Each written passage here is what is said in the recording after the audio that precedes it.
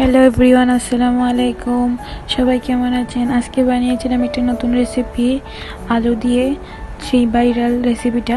তো শুরু করা যাক আজকে রেসিপি। প্রথমে এখানে আমি ময়দা, তারপরে হলুদ, তারপরে ধনিয়ার গুঁড়ো, তারপরে মরিচ, তারপর লবণ দিয়ে, জিরা, তারপর পানি দিয়ে একটা ব্যাটার তৈরি করে নেব।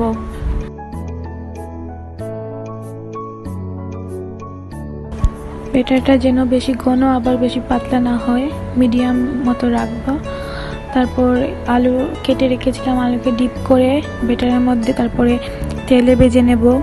তেলে হালকা আঁচে ভেজে নেব, বেশি আগুন দেব না যাতে পুড়ে না যায়। উল্টে পাল্টে ভেজে নিয়ে এটাকে তুলে রাখবো।